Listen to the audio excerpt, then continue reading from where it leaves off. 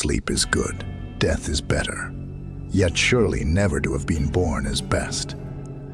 These lines close a 17th century poem by German writer Heinrich Heine. The piece is titled Death and His Brother Sleep. In this video, we will talk about nihilism. What is it? And try to understand this twisted part of human psychology. Participate in the conversation by commenting. Chapter 1. The Burden of Being Here.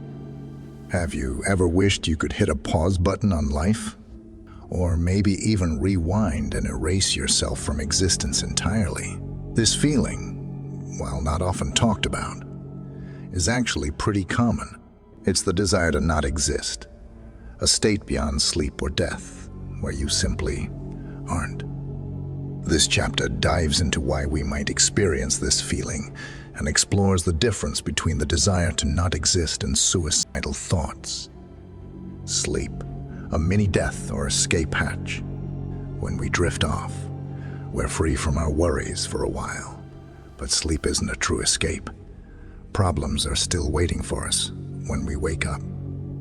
Death, on the other hand, is permanent. There's no coming back from that.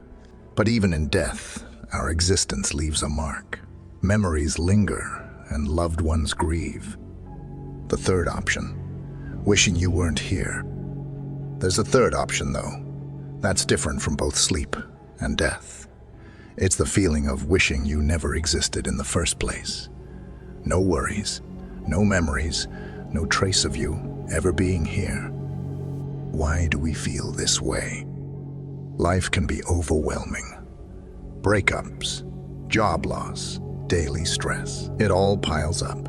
Sometimes the idea of simply not existing seems like a sweet escape. It's a way to detach from your problems and see how insignificant they might be in the grand scheme of things. This feeling isn't suicidal. It's important to remember that the desire to not exist is different from suicidal thoughts. It's a fleeting wish, not a concrete plan to end your life. While it can be intense, it doesn't have the same urgency or despair associated with suicide. In the next chapter, we'll explore the philosophy of nihilism and how it can help us understand the desire to not exist. We'll also delve into the pressure to constantly be on in today's world, both online and offline, and how that can contribute to this feeling. Chapter 2. The Allure of Non-Existent. Nihilism. Finding comfort in meaninglessness. Imagine a world without meaning, where nothing truly matters. That's the core idea behind nihilism. It might sound scary, but for some, nihilism offers a way to cope with the desire to not exist. When you think about it from a nihilistic perspective, you already don't exist in a truly permanent way. We're constantly changing, and our sense of self is an illusion. This can be a strange idea, but for some, it brings comfort. It means that the pressures and anxieties of life don't have ultimate weight.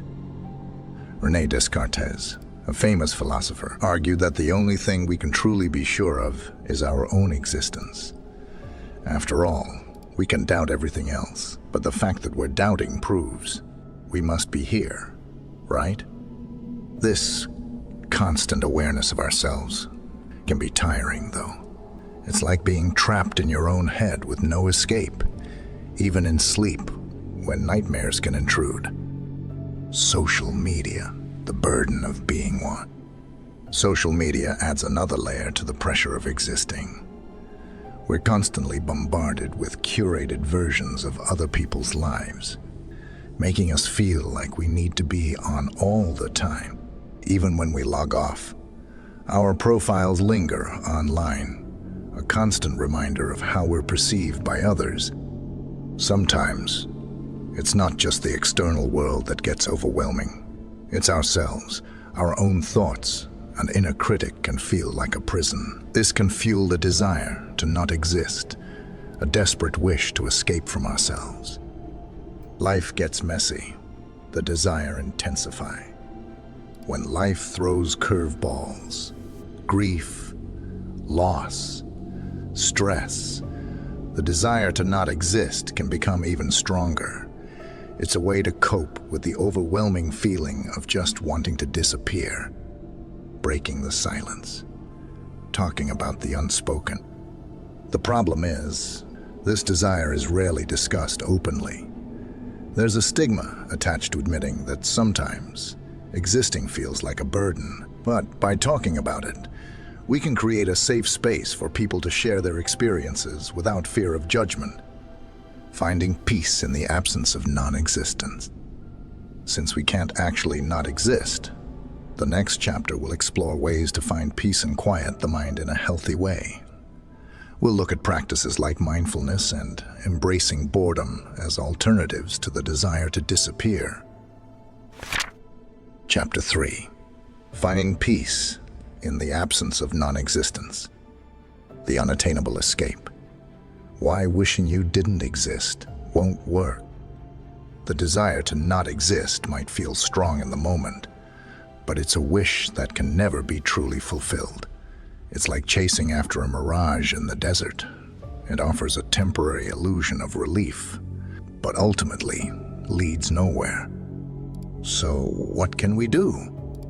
Since we can't actually erase ourselves from existence, this chapter explores ways to find peace and quiet the mind in a healthy way. Embracing boredom, the antidote to overstimulation. We often underestimate the power of boredom. In a world that constantly bombards us with stimulation, boredom can be a rare and precious commodity. It allows our minds to wander, decompress, and simply be.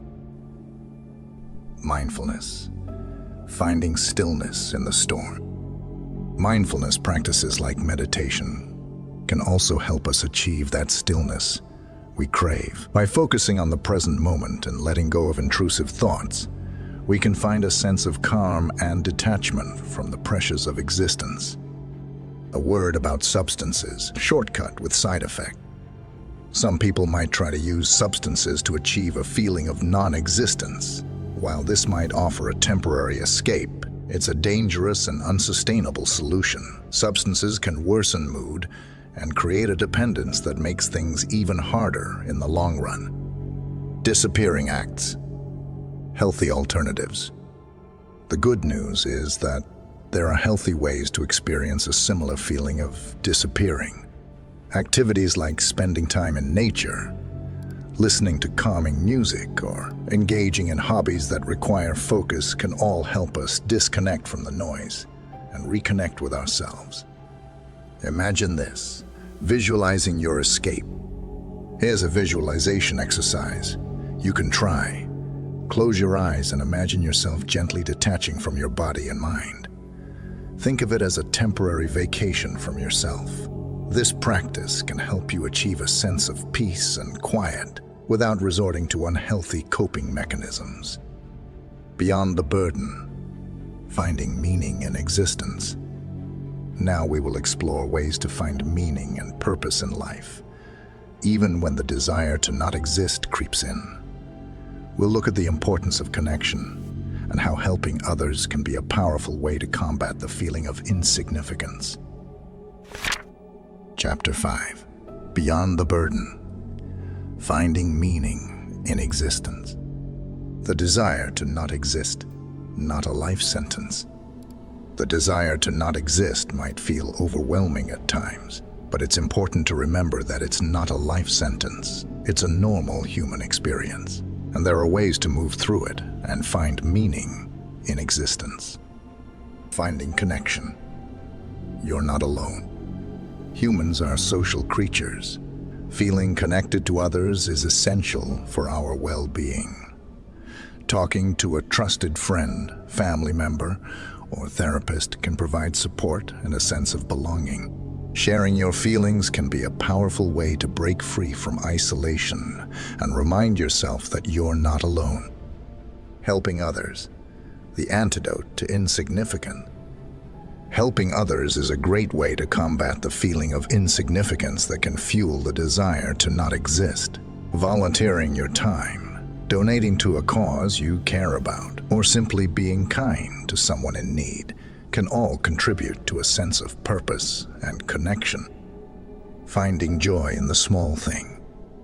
Life isn't always sunshine and rainbows, but there are moments of joy and beauty to be found everywhere, even on the toughest days.